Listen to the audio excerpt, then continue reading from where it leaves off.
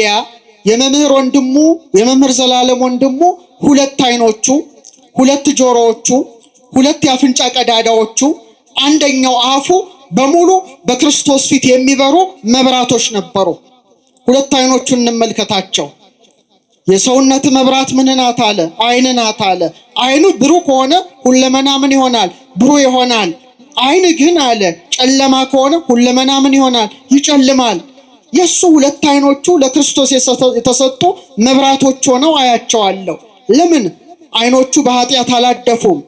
አይኖቹን ነውር አልሸፈናቸውም። አይኖቹን ቅናት አላደበዘዛቸውም። አይኖቹ ኃጢአት በመመልከት ጸንተው አልኖሩም።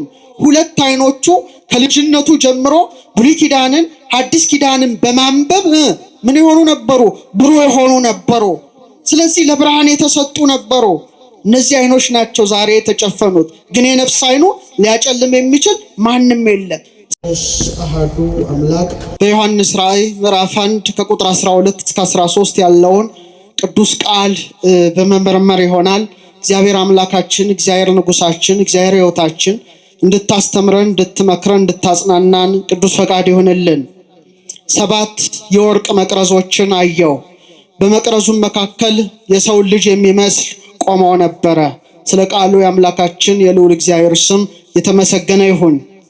ይህን ርዕስ የመረጥኩበት ምክንያት ቅድምም መምህራኑ በስፋት እንደተናገሩት ዛሬ የቤተ ክርስቲያን እንቁ የሆነው ወንድማችን መምህር ዘላለም ወንድሙ ወልደ ሰማዕት ከዚህ ዓለም ወደዛኛው ዓለም የተሸጋገረበት በክርስቶስ ፊት ብርሃን ሆኖ የቀረበበት ነፍሱም ወደ ሰማይ ወደ ሰማዩ አባቱ የሄደችበት የቤተ ክርስቲያናችንም ሐዘን በመሆኑ ይህን ርዕስ መርጬዋለሁ። ትላንትም በመኖሪያ ቤቱ ተገኝቼ በተቻለኝ አቅም ቤተሰቡን ለማጽናናት ሞክሬያለሁ። ዛሬም ደግሞ በመስቀል አደባባይ በነበረው ሽኝት ሁላችንም ተገኝተን ወንድማችንን ሸኝተናል። መጋቢ አዲስ ቅድም ስለሱ ዜና ሲያስተምሩ ነበር። አሁንም ሌላ ነገር ሌላ ርዕስ መርጬ ወደ ሌላ አልገባምና ባለችን ጥቂት ደቂቃ ይሄን ኃይለ ቃል ከወንድማችን ጋራ አስተሳስሬ እግዚአብሔር ምስጢር በገለጠልን መጠን እንማራለን። እግዚአብሔር አምላካችን የወንድማችን የወልደ ሰማዕትን ነፍስ በክብር እንዲቀበልልን ቅዱስ ፈቃድ ይሁንልን። 7 የወርቅ መቅረዞችን አየው። በመቅረዙም መካከል የሰው ልጅ የሚመስል ቆመው ነበር ይላል ባለ ራእዩ ዮሐንስ። ተመስጦ መጥቶበት ወደ ላይ ሲመለከት በክርስቶስ ፊት የሚበሩ 7 የመቅረዝ መብራቶችን ይመለከታል።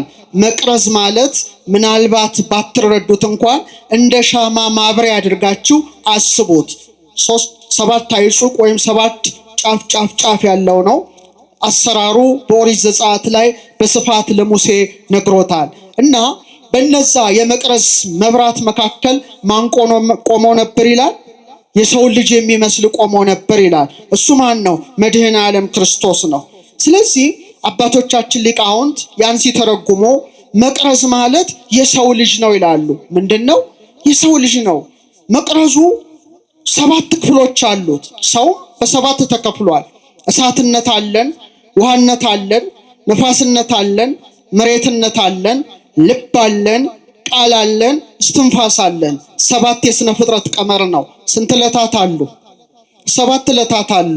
7 ሊቃነ መላእክት አሉ። 7ቱ ሰማያት አሉ። 7 ብለን ብንዘረዝር ራሱን ችሎ ሰፊ ትምህርት ይሆናል። እና 7 የመቅረዝ መብራቶች መካከል ማን ቆሞ ነበር ይላል? ክርስቶስ ቆሞ ነበር ይላል። እዚህ ላይ በጣም ማስተዋል ያለብን አንድ ትልቁም ነገር አለ። ሰሎሞን በመጽሐፈ ምሳሌ 9 ላይ ጥበብ ሐነጸት ላቲ ቤተ፣ ጥበብ አለ ለራሷ ቤትን ሰራች። ወአቀመት ላቲ 7 አዕማደ፣ 7 ምሰሶችን ለራሷ አቆመች ይላል። ጥበብ ያለው ማን ነው? እግዚአብሔር ነው። 7ቱ ምሰሶች የተባሉት ማን ናቸው? 7ቱ ዕለታት ናቸው። በይበልጥ ግን ትርጓሜው ቤት የተባልን ማን ነን? እኛ የእግዚአብሔር ማደሪያዎች ነን። ጥበብ የተባለው ማን ነው? እግዚአብሔር ነው። 7 መቅረዝ የተባሉት ወይም 7 ምሰሶች የተባሉት መክብበ ሕዋሳት በሆነው በራሳችን ላይ እግዚአብሔር አምላክ ያስቀመጣቸው 7 መብራቶች አሉ።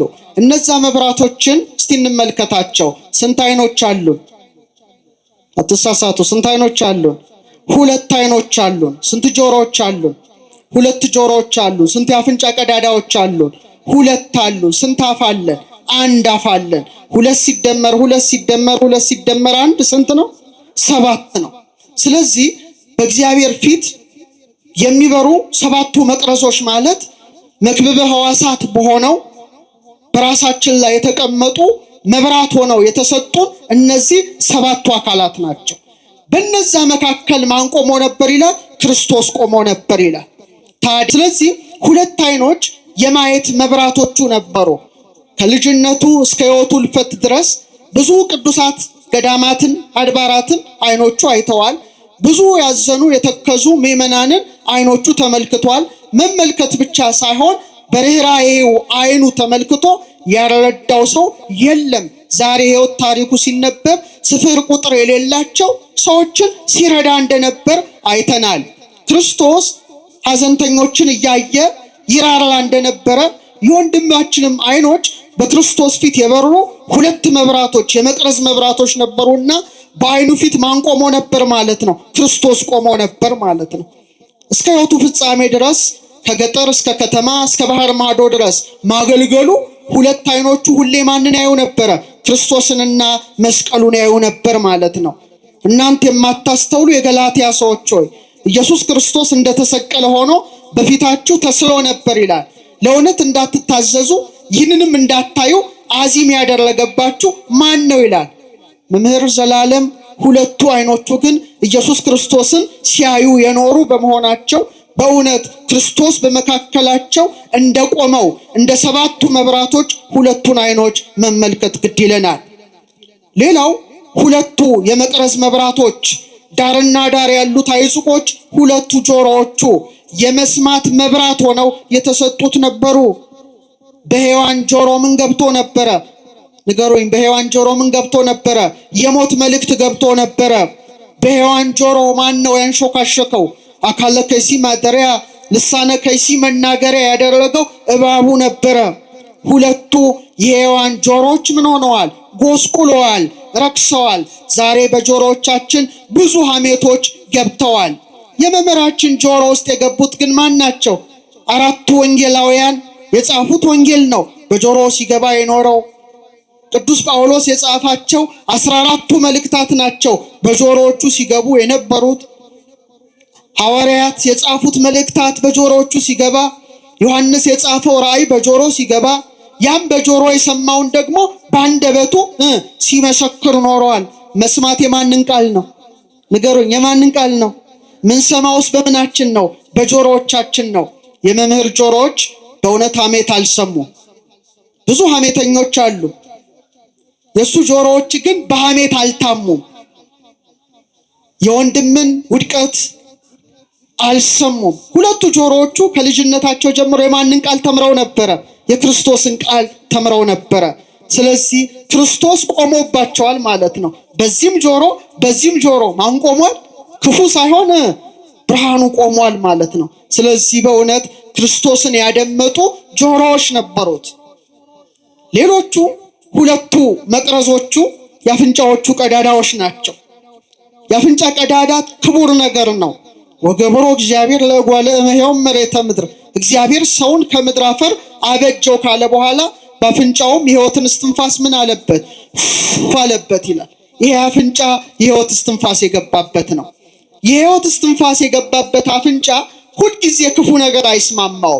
ለምሳሌ አይናችን መልካምም ነገር ያያል፣ ክፉም ነገር ያያል፣ ጽድቅም ያያል፣ ርኩስም ነገር ያያል፣ ደስ እያለው ማለት ነው። ጆሮአችን ጽድቅም ሊሰማ ይችላል፣ ሐሜትም መስማት ሊወድ ይችላል እንደያኗኗራችን። አፍንጫ ግን ምን አይስማማው? ክፉ ሽታ አይስማማው። ሁልጊዜ ጤነኛም ይሁን የታመመ ሰው ምን ማሽተት ይፈልጋል? መልካም ነገር ብቻ ማሽተት ይፈልጋል። ለምን? የሕይወት እስትንፋስ የገባበት አፍንጫ ነው። አፍንጫዎች ይበድላሉ። የተቃራኒ ጾታ መዓዛን ማሽተት ሊናፍቁ ይችላሉ። የመምህራችን አፍንጫ ግን መዓዛ ዕጣኑን ሲያሸት የኖረ ነው። መዓዛ ቁርባኑን ሲያሸት የኖረ ነው። የክርስቶስን መዓዛ ሲናፍቅ የኖረ አፍንጫ ነው። የከበረ አፍንጫ ሆኖ እንደ ሁለት መብራት ክርስቶስን ሲያሸትባቸው የነበሩ አፍንጮችን ሳስብ በሰባቱ የመቅረዝ መብራቶች መካከል የቆመውን ክርስቶስን አስባለሁ። አንደበቱ የመጨረሻው ሰባተኛው መቅረዝ ነበረ። ሁለት ዓይኖቹ የክርስቶስን ሕግ አዩ። ሁለቱ ጆሮዎቹ ቃሉን አደመጡ። ሁለቱ የአፍንጫ ቀዳዳዎቹ መዓዛ ዕጣኑን ሲያሸቱ ኖሩ። ሰባተኛውና ታላቁ መቅረዝ ግን አንደበቱ ነበረ። ወንጌልን ሲያውጅ የኖረ አንደበቱ የተመሰገነ ነው። የእግዚአብሔርን ቃል ሲያስተምርበት የነበሩ ከናፍሮቹ ንዑዳን ክቡራን ናቸው። በአንደበቱ እንዲህ ያለ ሽንገላ ተናገረ ሲባል ሰምተንም አናውቅም። ብዙዎቻችን ሰማለን። የመምህር አንደበት ግን ከገጠር እስከ ከተማ እስከ ባህር ማዶ ድረስ አንደበቱ ማንን ያውጅ ነበረ? ክርስቶስን ያውጅ ነበረ። እንዴት ያስደስታል! ለተፈጠረበት ዓላማ ኖሮ ያለፈ ሕይወት ይሄ ነው። ትክክለኛ ሰባቱ መቅረዞች ውስጥ ማን ቆሞ ነበረ? ኢየሱስ ክርስቶስ ቆሞ ነበረ። እና በሰባቱ የመቅረዝ መብራቶች መካከል ጌታ እንደቆመ በመምህር ዘላለም ሁለት ዓይኖቹ፣ ሁለት ጆሮዎቹ፣ ሁለት የአፍንጫ ቀዳዳውና አንደበቱ ላይ የቆመው ማን ነው? ኢየሱስ ክርስቶስ ነው አምላካችን። አሁን ላይኛውን እናቁምና ወደ ታች እንውረድ። መልካሙን ዜና ያበሰሩ የሐዋርያት እግሮች ያማሩ እንደሆኑ የተወደዱ እንደሆኑ የሱ ሁለት እግሮቹን ሳስብ ሰሎሞን የሰራው ቤተ መቅደስ ትዝ ይለኛል። ሰሎሞን ለእግዚአብሔር ቤተ መቅደስን ባነጸ ጊዜ በሩ ላይ ሁለት ምሰሶዎችን አቆመ ይላል። የነሐስ ምሰሶዎችን። እነዚህ የነሐስ ምሰሶዎች ያዕቁምና በለዝ ይባላሉ። መቅደሱን አጽንተው በሩ ላይ የቆሙ ሁለት ታላላቅ ምሰሶዎች ነበሩ። እነዚያ ምሰሶዎች ምንድን ናቸው? በመንፈሳዊ ምስጢር እግሮች ናቸው። ሰው የማን መቅደስ ነው? እስቲ ንገሩኝ። አረ መልሱልኝ። ይሄን ቤተ መቅደስ እኛ ነን የሰራ ነው። ሰው ግን ሕያው የሆነ እግዚአብሔር መቅደስ ስለሆነ ራሱ ሥላሴ በእጁ ሰራው፣ አበጃጀው። ዮድ እጆች ሰሩኝ፣ አበጃጁኝ። የሕይወትን እስትንፋስ አለበት። ሰው ሕያው መቅደስ ነው። በሙሉ የቤተ መቅደሱ ስርዓት አጠቃላይ ሰው ላይ እንዲነበብ ነው እግዚአብሔር ያደረገው። ሰው የማን መቅደስ ነው? የእግዚአብሔር መቅደስ ነው። ትንሽ ልንገራችሁ። እዚህ ላይ በጣም የሚያስገርም ነገር ነው የምነግራችሁ። በደንብ አስተውሉ። ሙሴን ሲና ተራራ ላይ ያወጣዋል። አውጥቶ የብርሃን ድንኳንን ያሳየዋል ከናሰራሩ። ቀዳሚሃ ለጽዮን ሰማይ ሳረረ ወበዳግም አራዮ ለሙሴ ዘከመ ይገብር ግብራ ለደብተራ። ቅዱስ ያሬድ ነው። አጠቃላይ ያሳየው ስርዓት ግን ሰዎች ላይ እንዲነበብ ፈቃዱ ነበረ። እስቲ ትንሽ ነገር ልንገራችሁ። አሁን ሰውነታችሁን በመስታወት በምትመለከቱበት ጊዜ መቅደስ መሆናችሁን እንድታስቡ መሆን አለበት። ስንት እግሮች አሉ? ስንት እግሮች አሉ? ሁለት እግሮች አሉ። እንስሳቱ ሁሉ በአራት እግራቸው እንዲሄዱ ሲያደርግ ሰውን ግን ለይቶ ሁለት እግር ብቻ ሰጥቶ እንደ ዘንግ መልምሎ እንደ እሸት ፈልፍሎ እግዚአብሔር ፈጥሮታል። ለእንስሳት ለአራዊት አራት እግር የተሰጣቸው ለምንድን ነው? መሬት መሬት ነው የሚያዩት። ምን ነው የሚያዩት? መሬት መሬት መሬት መሬት መሬት ነው። ቀና ብለው ግዙፉን ሰማይ እንዲያዩ አልተፈቀደላቸውም። በመቃብርም ፈርሰው በስብሰው መሬት ውስጥ ስለሚቀሩ ሰማይ አይመለከቱም፣ ክልክል ነው ለነሱ። እኔና እናንተ ግን በመቃብር ወድቀን ስለማንቀር ሰማያዊ ርስት ስለምጠብቀን ሰማይንም አቅንተን ተመልክተን አባታችን ሆይ በሰማያት የምትኖር ብለን እንድናመሰግነው ስለፈቀደ ስንት እግር ሰጠን? ይህ ሕያው መቅደሱ ሁለት እግር እንደሰጠው ሰሎሞን ቤተ መቅደስን ሲሰራ ሁለት ምሰሶ ነው። ተመልከቱ። ሲገምተው ያዕቁምና በለዝ ናቸው። ታዲያ የመምህር ዘላለም እግሮች ያዕቁም ናቸው፣ በለዝ ናቸው። ያ ቤተ መቅደሱን አጽድቶ እንደቆየ በትምህርቱ ምዕመናንን ሲያጸና የኖረ ነው። ከገጠር እስከ ከተማ፣ ከከተማ እስከ ባህር ማዶ ወንጌልን ለማስተማር የገሰገሱ እግሮች ንዑዳን ክቡራን ናቸው። የኔና የናንተ እግሮች ወደ መሻታ ቤቶች ሲገሰግሱ ይውላሉ፣ ያድራሉ። ወደ ጠንቋይ፣ ወደ ሟርተኛ ቤት፣ የረከሰው የጨለማ ስፍራ የስንቶች እግር ገስግሰዋል። የስንቶች እግር ወደ ሞት መንደር ገስግሰዋል። የመምህር ዘላለም እግሮች ግን እንደ ያዕቆብ በመሆን እንደ በለስ በመሆን ቤተ መቅደስ ለቤተ መቅደስ አድባራት ገዳማት ሲገሰግሱ የኖሩ እንደ ነሐስ የጸኑ ያዕቆብ ናቸው፣ በለስ ናቸው። ክብር ይግባው ወንድማችን። ይሄ ያዕቆብ ይሄ በለስ ወዴት ሄደ? ወደ ሰማያዊው ዓለም ተሸጋገረ። ሌላው ትልቁ የመቅደስ ስትራክቸር ሰውነታችን ላይ አድርገዋል። እግዚአብሔር ስጋ እስቲ በሉ ነፍስ መንፈስ አለቅ ጳውሎስ እንዳለው ቤተ መቅደሱ 3 ክፍል እንዳለው ሰው ሲፈጠር ስጋው ነፍሱ መንፈሱ በቃ ይሄ ነው፣ ሌላ ምንም ነገር የለም። ወይም ኩላሊቱ ልቡ ጭንቅላቱ ማለት ነው። ይሄ ነው፣ ሌላ ነገር የለም። ያው መቅደስ ነን። አሁን የመጀመሪያው መቅደስ ነው ዛሬ ሄደ። ዛሬ መጀመሪያው መቅደስ ነው የተሸኘው። ቅድስተ ቅዱሳኑ አይደለም። ቅድስቱ ነፍሱ ቅድስተ ቅዱሳን መንፈሱ ሄደዋል። ዛሬ አደባባዩ ነው የፈረሰው። አደባባዩ ነው የታየው። 3 ክፍሎች ነበሩት ለሙሴ ሲሰራለ። አንደኛው አደባባይ ይባላል ወይም አጸደ ደብተራ ኦሪት። ይሄ ስርዓት ልዩ ስርዓት ነው፣ ሰማያዊ ስርዓት ነው። ለዚህ ነው ተራራው ላይ አሳይቶ በዚያን ስራ ብሎ ያስተነቀቀው። የሰው ምሳሌ ስለሆነ ነው። አደባባይ ይባላል። እስቲ በሉ በአደባባይ ላይ ምንድነው የሚከናወነው? እዛ በጅራፍ እየገረፈ ያስወጣበት ቦታ ማለት ነው። ያ ቦታ እኮ ነው። አንዴ በሬው ይጮሃል፣ በጉ እንትኑ ይጮሃል፣ ርግብ ሻጮች አሉ። በቃ ድብልቅልቅ ያለ አደባባይ ነው። ምን እንደሆነ ነግራቸዋለሁ። አደባባይ ውስጥ ካህናት ይታጠባሉ። ሁለተኛ የእሳት መስዋዕት ይቀርብ ነበር። የምን መስዋዕት? ለእግዚአብሔር የሚቃጠል መስዋዕት የሚቀርበው ቅድስት ውስጥና ቅዱሰ ቅዱሳን ውስጥ አይደለም፣ አደባባዩ ላይ ነው። አደባባዩ ላይ ነው። እንደ አደባባይ አድርጎ ሆድ ዕቃችንን ሰርቷል እግዚአብሔር በእጁ። ምናችንን መልስ ምናህን ሆድ ዕቃህን። ለዚህ ነው ይፈትል ልበ ወኩልያተ ኩላሊት ያጤሰው ልክ እንደሚጤስ መስዋዕት። በዛ ውስጥ የሚቃጠል መስዋዕት እንደሚቀርብ አንጀታችን በማን ፍቅር ይቃጠላል? በክርስቶስ ፍቅር ይቃጠላል። እንደው አንጀቴ በአንቺ ፍቅር ነደደ ይላል። የመምህር ዘላለም ወንድሙ አደባባይ የሆነው አንጀቱ ግን በክርስቶስ ፍቅር የተቃጠለ ነው። እውነት ነው፣ ምስክር ነው። አደባባዩ ሆድቃው አንጀቱ በማን ፍቅር ነው የተቃጠለው?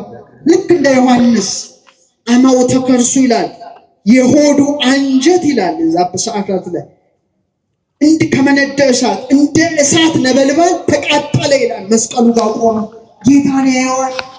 በችንካር የተበሱ እጆቹን እግሮቹን የደፋውን የሾህ አክሊል 6666 ጊዜ የተገረፈው ስጋው ተልል አልቆ ደግሞ መግረፊያቸው ላይ ይልጥ ነገር አለ። አጥንቱ እንደበረዶ ነጭ ሆኖ የተሰቀለውን ማንን ያይ ነበረ? እና አንጀቱ ይላል ተቃጠለ፣ ነደደ። በማን ፍቅር? በክርስቶስ ፍቅር። አደባባይ አንጀቱ ነደደ። የመምህር ዘላለምም በክርስቶስ ፍቅር መቃጠል ነው። ያለ እረፍት አገልግሎት በአንዱ ሀገር ወደ አንዱ ሀገር፣ ከአንዱ ሀገር ወደ እኛ እኮ እናልፋለን።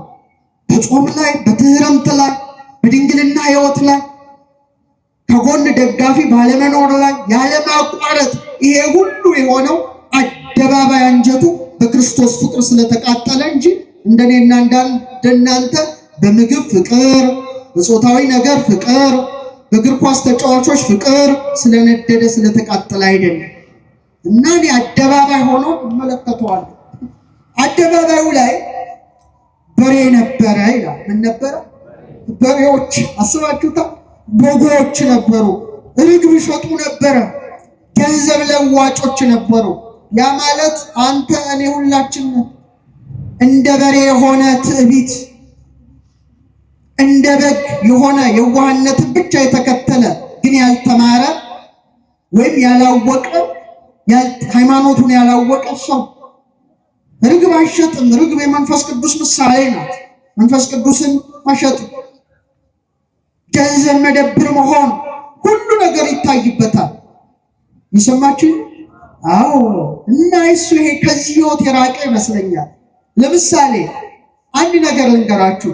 ትንሣኤ ብዙ ትንሣኤዎች አልፈዋል፣ አላለፉ? ብዙ ልደቶች አልፈዋል። አቤት የበላነው የበሬ ብዛት፣ አቤት የበላናችሁ የበጎች ብዛት፣ አቤት የበላነው እንደ ርግብ የተመሰሉ የዶሮዎች ብዛት። በትክክለኛው መቅደስ ሰውነት ግን እውነተኛው ላም ክርስቶስ ይገባል፣ ስጋው ይበላል። እውነተኛው በግ ክርስቶስ ይገባል። እውነተኛው ርግብ መንፈስ ቅዱስ ይገባል። እውነተኛ ጽድቅ እንደ መክሊት ብቻ ይለዋወጥበታልና አደባባይ የሆነው ሰውነቱ የበሬ ጩኸት፣ የበግ ጩኸት፣ የገንዘብ ለዋጮች ጩኸት ያልተሰማበት እውነተኛው ላም ክርስቶስ፣ እውነተኛው በግ ክርስቶስ፣ እውነተኛው ርግብ መንፈስ ቅዱስ የጽድቅ ገንዘብ ብቻ የተመላለሰበት አደባባይ መሆኑን መሰክርለታለሁ። ከቃሉ ጋር ናችሁ? እኛስ አደባባያችን ስንት በሬ እየጮኸ ነው። አቤት ስንት በግ። ሰላም የለውም እኮ ስጋችን። ፈቃደ ስጋው ያንገላተዋል። እንደ በሬ የሆነ ትዕቢት ያንገላተዋል።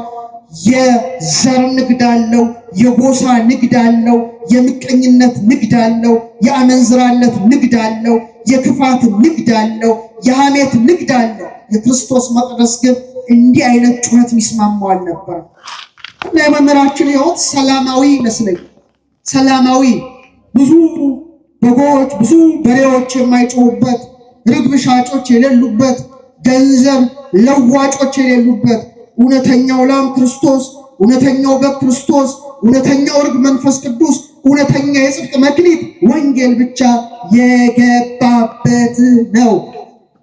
እዚህ ሁሌ እናስበዋለን። ሁለተኛው ክፍል አደባባዩን ስንሻገር ቅድስት ውስጥ እንገባለን። ቅድስት ነፍስ ናት። ቅድስተ ቅዱሳን መንፈስ ነው።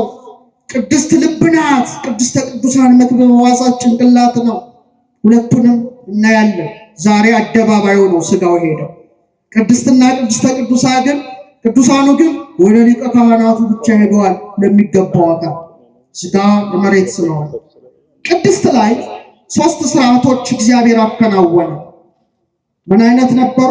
ለነ ሙሴ አዘዘው 7 የመቅረዝ መብራቶች እንዲበሩ አዘዘ። ስንት የመቅረዝ መብራቶች? በጣም ጥሩ። ሁለተኛ የዕጣን መስዋዕት እያለ እየተነነ እንዲወጣ አደረገ። ሶስተኛ ህብስት 12 ገጸ ስድስቱም በዚህ በወርቅ ጠረጴዛ ላይ እንዲደረጉ አደረገ። ይሄ ማለት ልብ ነው፣ ልብሽ ነው። ልባችን ለእግዚአብሔር ቅድስት ሆኖ የተሰጠ ነው። 7 የመቅረዝ መብራቶች እንደሚበሩበት 7 የእግዚአብሔር መንፈስ የሚያድሩበት ልብ ነው። የሰማችሁኝ ነው? ምናችን ነው? ድገሙት። ምናችን ነው? ልብ ማለት ሀርት ማለት አይደለም። አንተ ሀርት ትርጉም የለውም። የግዕዙ ቃል ግን ትልቅ ቃል ነው። ሊቃውንት በተለይ ቀመር ሊቃውንት ሲያስተምሩን ልብ ማለት የቤተ ክርስቲያን ትልቅ ምስጢራዊ ትምህርት ነው። ልብ ማለት እንላለን የልዑል ቤት። የማን ቤት? ለማለት ልብ ልዑልን ይወክላል ፊደሉ ራሱ። በደግሞ እንደምታዩት ግድግዳ አለው፣ ጣራ አለው። ምን ማለት ነው? የልዑል ቤት። የማን ቤት? አያችሁ፣ የልዑል ቤት ነው። የልዑል ቤት ነው እና ልቡን ስንመለከተው እውነትም 7 መብራቶች ይበሩበት ነበረ። 7 መብራቶችን አይተናል አይደለም? እሳት ናቸው። እሳት ምንድን ነው? ቤተ መቅደስ ውስጥ ማታ በርቶ ነው ሲበራ የሚያድረው። ያለዛ መብራት መቅደሱ ምንድን ነው? ጨለማ ነው። የሱ መብራቶች እንደዛ አይነቶች ናቸው። የሰማችሁ ኦርቶዶክሳዊ መብራት 2 ጥቅም አለው። አንድ ሙቀት አለው፣ ሁለተኛ ብርሃን ነው። በቃ ብርሃን ሆኖ አለ አልሆነም? አረ ነገሩኝ፣ አልሆነም? ሀብታም ገሌ 3 ቤተክርስቲያን አሰሩ፣ 2 ቤተክርስቲያን አሰሩ፣ እንዲያሰሩ ይባላል። እሱ ሚሊየን ምዕመናንን ያነጸው መቅደስ ነው። ሚሊየን የወንጌል ሰባኪዎች ሚሊየን መቅደስ የሚያንጹ ናቸው። ሕያው የእግዚአብሔርን መቅደስ የሚሰሩ ናቸው። ባለጸጋው ገሌ ነው፣ ቦታው የሚገን ነው የሚከብረው። ሚሊየን ሕያዋን የእግዚአብሔርን ሕንፃዎች የሚያንጹ ናቸው። ብርሃን ሆኗል። እንደ መቅረዝ ሙቀተ ጸጋን ሰጥቷል፣ አስተምሯል፣ አጽናንቷል።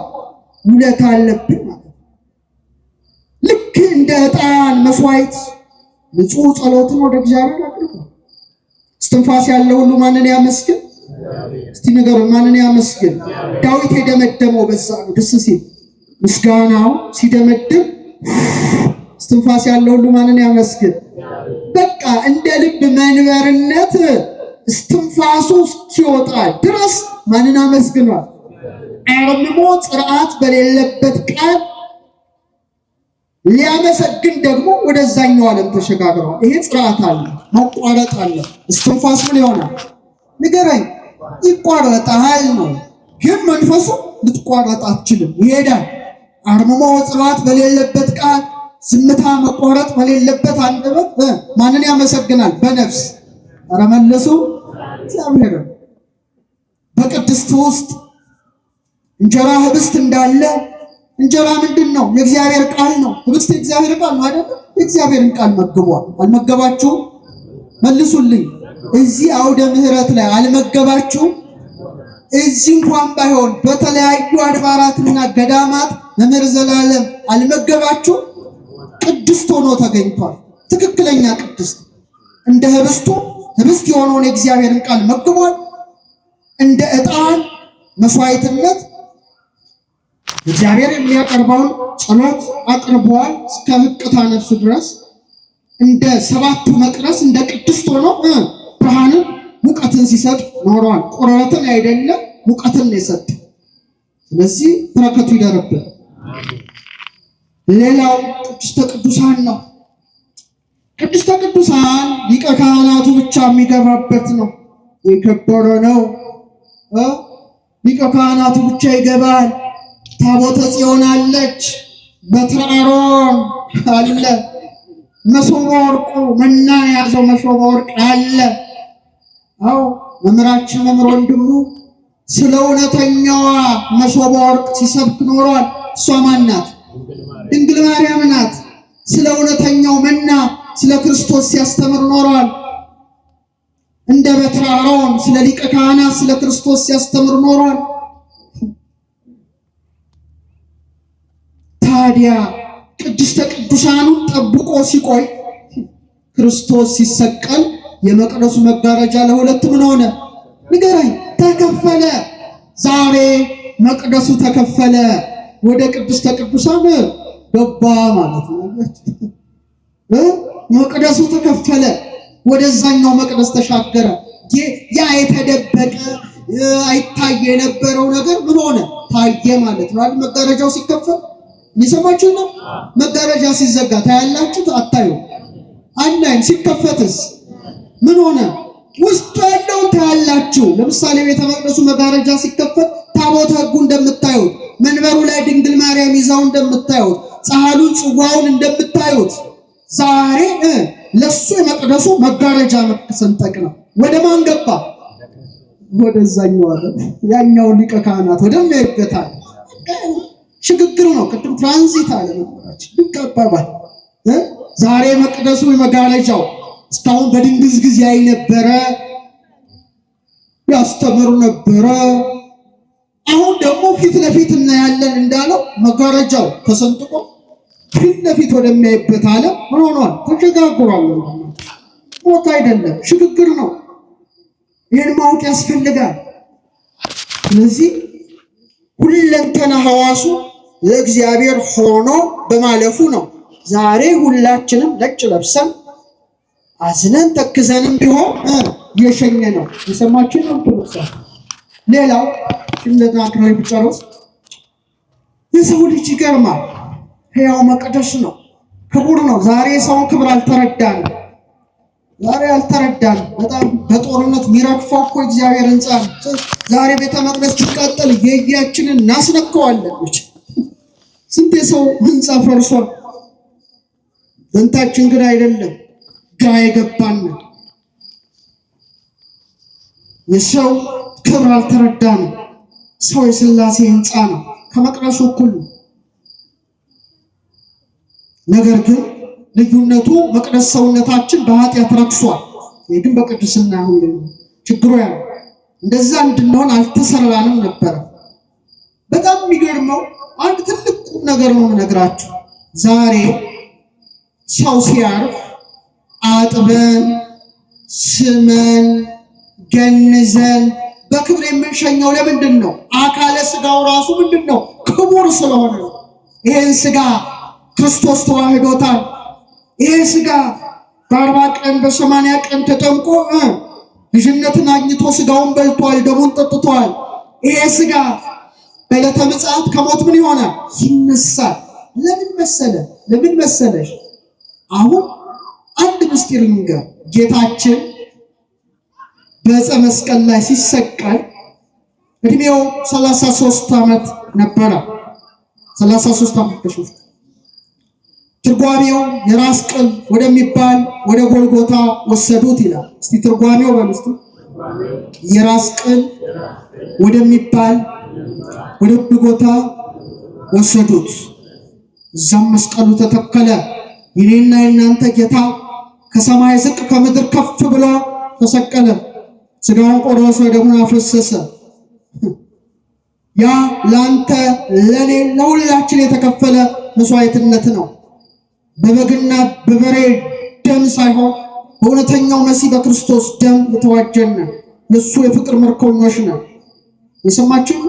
ታዲያ ያ መቅደስ ሰውነት ክቡር ስለሆነ እያንዳንዳችን እዚህ ምድር ላይ ስንመጣ ምን እንደሚሰጥን ታውቃላችሁ?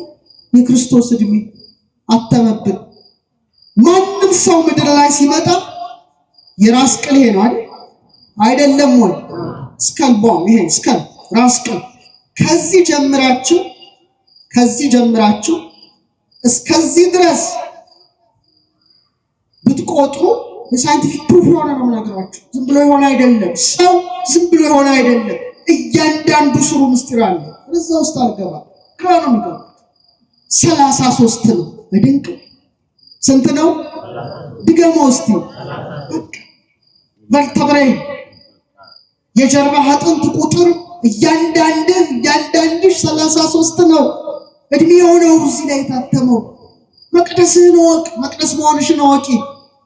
ጭንቅላት ምንድን ነው? የራስ ቅል ነው። በራስ ቅል ጎልጎታ በ33 ዘመኑ መድኃኔ ዓለም ክርስቶስ እንደተሰቀለ ዛሬም በእያንዳንዱ ክርስቲያን ርዕሰ ልቡና ላይ መስቀሉ ተተክሏል። ከጠበብ ታለቃ እያሌው ታምሮ በረከታቸው ይደርብን። ከዚህ ዓለም የተለዩ አንጋፋ ሊቅ ነበሩ። የራስ ቅል የሚባል የመድኃኔ ዓለም ዕለት የሰበኩት ስብከት አለ። ድንቅ ስብከት ነው። ዩቲዩብ ላይ አድምጡታል። በጣም ያስደንቅ ስብከት ነው። ምን አሉ? የራስ ቅል ጎልጎታ ላይ ጌታችን አንዴ ነው የተሰቀለው። በእያንዳንዱ ክርስቲያን ራስ ላይ ግን ሁሌ እንደተሰቀለ ነው። የመምህር ዘላለም ራስ ጎልጎታ ነበር። ሁሌ ክርስቶስ ተሰቅሎባቸው። እኛ ትንሽ ወዝወዝ ይላል። ጭንቅላታችን ስትመለከቱት ይሄ የተባለበት ሕዋስ አቤት! እኔ ፊቴን በመስታወት ሳየው እንዴት እንደምደሰቱ ስለ ውበቱ አይደለም፣ እግዚአብሔር ያስቀመጠውን ምስጢር ከመረዳት ጋር የጌታ የስቅለቱን ስዕል ስታዩ አንድ ጭንቅላት ታያላችሁ አይደለ? ሰው ጭንቅላቱ የማን ይመስላችኋል? አዳም 22ኛ ፍጥረት አድርጎ እግዚአብሔር ፈጠረው። አዳማውያን ይሆን ሁላችንም አባታችንን አዳምን መምሰል ስላለብን እያንዳንዱ ሰው ምድር ላይ ሲመጣ የጭንቅላታችን አጥንት ቁጥር 22 ነው። የሰማችሁ? ስካልቦንስ ነምበር ኦፍ ስካልቦንስ ዩስቲ ቴክኖሎጂ ተጠቅሞ 22 የራስ ቅል አጥንት ነው ያለው። በ22ቱ ስሞቹ አምሳል በአሌፋቱ አምሳል ታዲያ የመምህር ራሶች 22ቱ የእግዚአብሔር ስሞች የሚነበብባቸው ጽላቶች ነበሩ። ነበሩ። አሌፍ፣ ቤት፣ ጋሜል፣ ዳሌት፣ ሄ፣ ዋው፣ ዛይ፣ ሄት፣ ጤት፣ ዮድ፣ ካፍ፣ ላሜድ፣ ሜም፣ ኖን፣ ሳምኬት፣ ፌ፣ ጻዴ፣ ቆፍ፣ ሬስ፣ ሳንታው የሚነበብባቸው ሕያዋን ጽላት ሆነው የተሸኙ ናቸው። ራሳችን ብዙ ኃጢአት ሰርቷል፣ ተንኮል አስቧል፣ ለወንድም ለእህት ክፋትን አስቧል። የእግዚአብሔር ቃል እንዲታተምበት የተፈጠረ ጭንቅላት ብዙ ነውሮችን ፈጽሟል። እኔ መምህር ዘላለም 22ቱ የራስ አጥንቶቹ 22ቱ የእግዚአብሔር ስሞች ቢነበቡበት ነው የሚመስለው። እኔን ነው ለሁላችንም እንደዛ እንደሆነ ገምታለሁ። የሰማችሁ ነው አላችሁ። ሌላው አንድ ነገር በነገራችሁ ትደነቃላችሁ። ጭንቅላት ሲከፈት ለካ የሰው ልጅ ምን ያህል ታላቅ ቅዱስ ፍጡር ነው ተብሎ ዓለምን ያስባለ ሳይንቲስቶችን እጃቸውን በአፋቸው ላይ ያስጫነ እኔም አንተም አንቺም ሁሌ ስንሰማው የሚያስደንቅ ነገር ልንገራችሁ። ይህን ማስተማር በፕሮጀክተር ነበረ እያሳየ እውነት ልክ ጭንቅላት ሲከፈት ምን እንዳለ ታውቃላችሁ?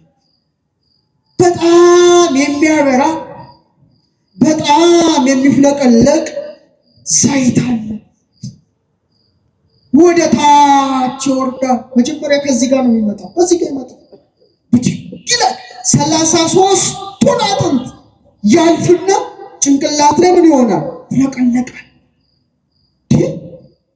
ሳይንቲስቶቹ ይሄ ነገር አሉ እኮ ይታወቃል።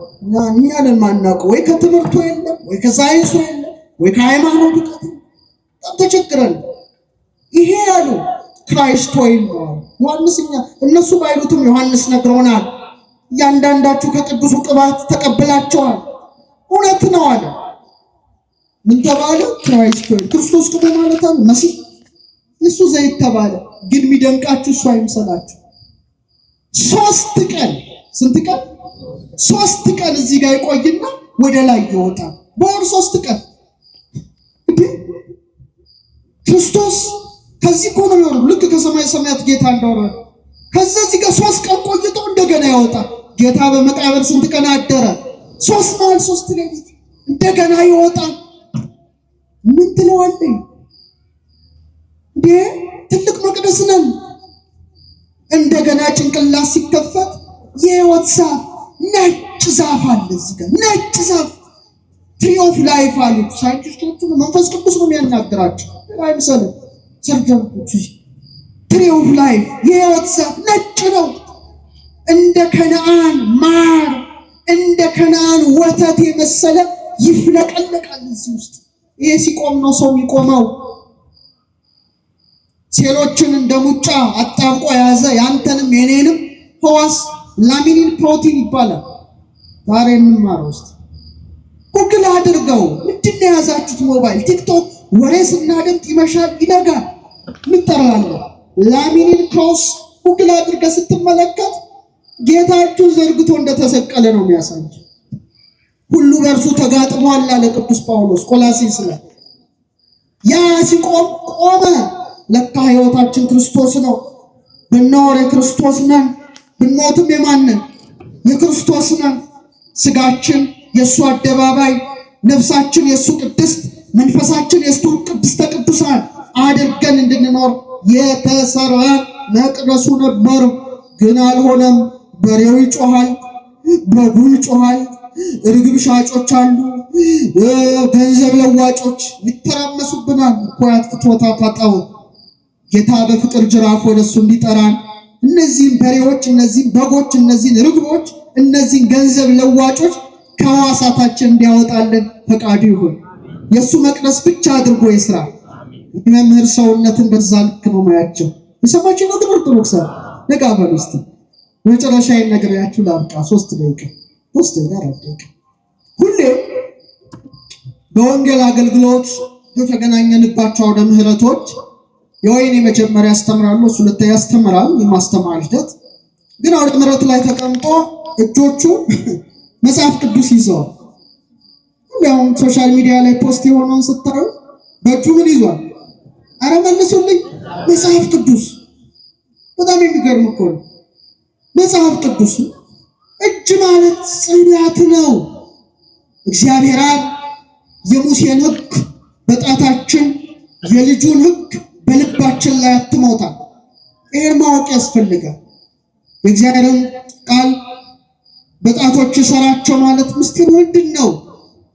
ስንት እጆች አሉ? እስቲ ፍጠን አይዞ። ስንት እጆች አሉ? ሁለት እጆች አሉ። መዳፍን ሰቅለው የያዙ መዳፍን አጽንተው የያዙ ስንት መዳፎች ግን አሉ? ሁለት መዳፎቹ ያንዳንዱ መዳፍ ላይ ስንት ጣቶች ተሰክተዋል? አምስት ቅርጽ መሰላችሁ? ይሄ ዝም ብሎ ሸንተረሩ ለውበት የፈጠረው መሰል አይደለም። ሙሴን ሲና ተራራ ላይ አውጥቶ በሁለት ጽላት በአንዱ አምስት ትእዛዝ ጽፎ ሰጥቶ ሙሴ ያን ይዞ ወረደ። ዛሬ ማለት ይሄ ነው።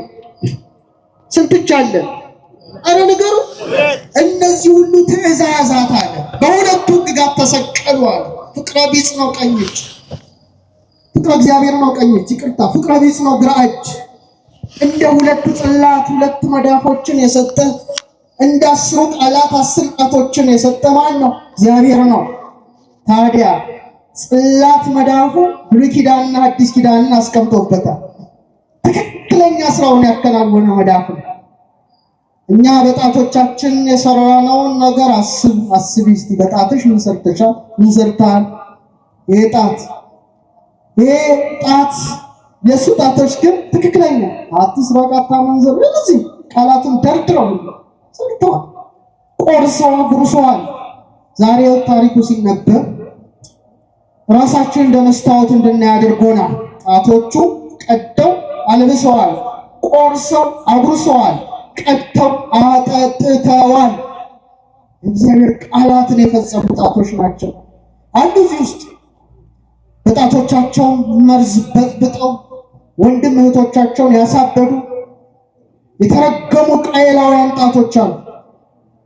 ግን በሞት ታስረው ክርስቶስ ፊት የሚቀርቡ ከነሙሉ ደማቸው ተጠያቂ የሆኑ ጣቶች አሉ። የረከሱ ጣቶች አሉ። ወደ ኃጢአት የተሰማሩ ደም ያፈሰሱ፣ ውርጃ ያስወረዱ፣ ኪስ ውስጥ ገብተው ገንዘብ የሰረቁ፣ የሰውን ገንዘብ ወስደው ያልመለሱ ጣቶች አሉ። እነዚህ ቃየላዊ ጣቶች ናቸው። የመምህር ጣቶች ግን በጎች ጣቶች ናቸው አይደል እንዴ? በእጁ መጽሐፍ ቅዱስ የተፈጠረበትን መቅደስነቱን ሆኖ ያለፈ ሰው መጋረጃው ዛሬ ተቀዶ መንፈሱ ወደ ቅድስተ ቅዱሳን ውሳጤ መንጦላይት ውስጥ የገባችለት ነፍስ ቀጥቶ አደባባይ ስጋው ብቻ ሲታይ ትክክለኛ ዓላማውን ሰርቶ ያከናወነ የክርስቶስ ሙሽራ ነው። የሰማችሁ ነው። ሙሽራው ክርስቶስ፣ ሙሽሪት ቤተ ክርስቲያን ብትሆን እሱ ሚዜ ሆኖ አርከመራዊ ሆኖ ስለ ሙሽራው ያወጀ ነው። ስለዚህ ከራስ ፀጉር እስከ እግር ጥፍሩ ለማን ተሰጥቶ ነበረ? ለክርስቶስ ነው። ሲፈልግ ወሰደው ማለት ነው።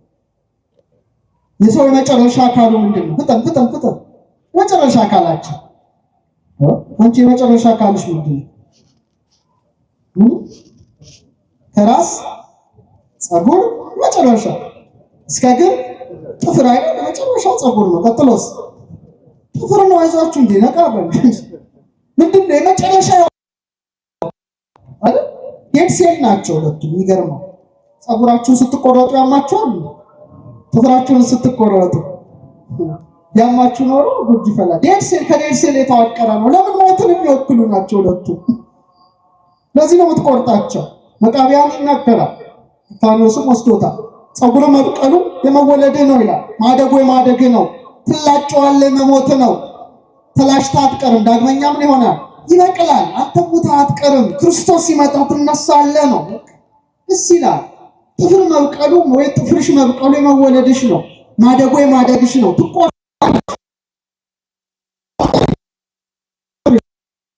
ሰው ሙቶ አይቀርም። ክርስቶስ ሲመጣ ከምን ያስነሳዋል?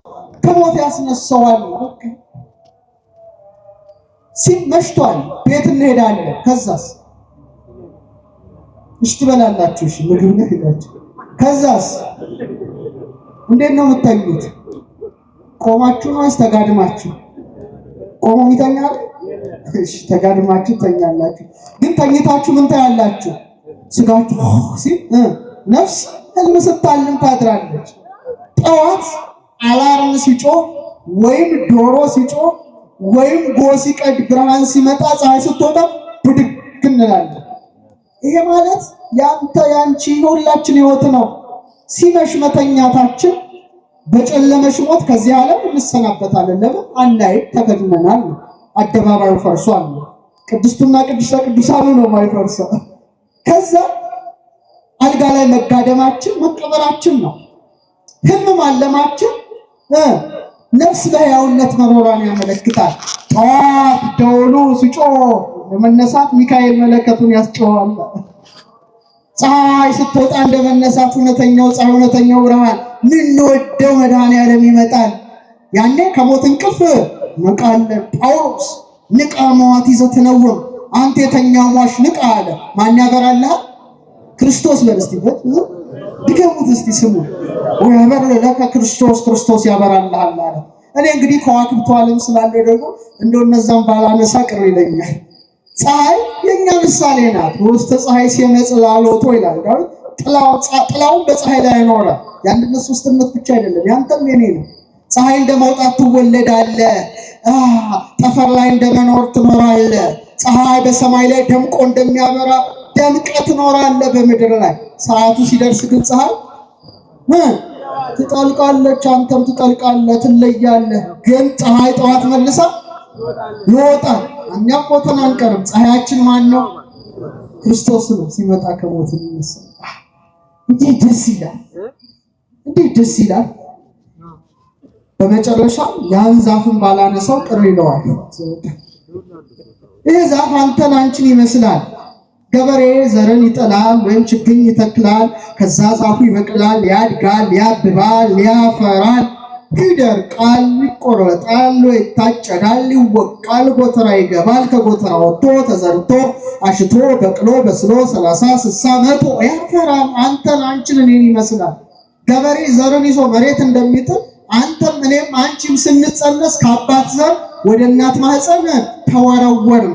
ለዚህ ነው እናት የምትባለው መሬት። እናት ምድር ነው አባት ምድር? አረ ነገር አባት አይባልም። ሰማይስ? ሰማይ ወንዴ ነው፣ ምድር ሴቴ ናት። ሰማይ ስማ ነው፣ ሰማይ ስሚ። ነቢያት የሚሉት ሰማይ ስማ። አያችሁ፣ ከሰማይ ዝናብ እንደሚፈስ ከወንድም ዘር ይወጣል። ምድር ያን ዝናብ ተቀብላ ፍሬ እንደምታፈራ ያን ዘር እናት ምድር ሆና ተቀብላ ልጆች ይወለዳሉ። ዛፉ እንደማደግ እናድጋለን። እንደማበብስ ምን ይመስላችኋል? ወጣት ትሆናላችሁ። እንደማፍራትስ ቤት ንብረት ልጆችን፣ እንደ መምህር ደግሞ ወንጌልን ማፍራት፣ ሚሊዮኖችን ማፍራት፣ ይሄ የሥጋ ልጆች የመንፈስ ልጆችን ማፍራት። እንደ መድረቅ ማርጀት፣ እንደ መቆረጥ መሞት፣ ጎተራ እንደመግባት መቀበር፣ ከጎተራ ወጥቶ ተዘርቶ አሽቶ በቅሎ በስሎ እንደመበላት የክርስቶስ ነንና በዕለተ ምጽአት ከሞት እንደ ዘንግ ተመልምለን እንደ እሸት ተፈልፍለን እንነሳለን። በሰባቱ መቅረዞች መካከል የሰውን ልጅ የሚመስል ቆሞ እንደነበር እንዳለው ዛሬ ሁለት ዓይኖቹ ክርስቶስን ያዩ፣ ሁለት ጆሮቹ ቃሉን ይሰሙ፣ ሁለት አፍንጮቹ መዓዛውን ያሸቱ፣ አንደበቱ ስለ ክርስቶስ ያውጅ የነበረው የመምህራችን የመምህር ዘላለም ወንድሞ ስመ ክርስትናው ወልደ ሰማዕት አደባባዩ ሳይሆን አደባባዩ ወደ መሬት ቢሆንም ቅድስትና ቅድስተ ቅዱሳን ሰውነቱ ግን ወደ ክርስቶስ መቅደስ ሄዷልና አምላካችን ክርስቶስ በእቅፉ እንዲያኖረው እኛንም ፍጻሜያችን እንዲያሳምርልን ልዑል እግዚአብሔር ቅዱስ ፈቃዱ ይሁንልን። ያስተማረን የመከረን የአባቶቻችን አምላክ ልዑል እግዚአብሔር ስሙ የተመሰገነ ይሁን። ለመላ ቤተሰቡ ለሁላችንም ልዑል እግዚአብሔር መጽናናቱን እንዲሰጥ ቅዱስ ፈቃዱ ይሁንልን። ወስብሐት ለእግዚአብሔር።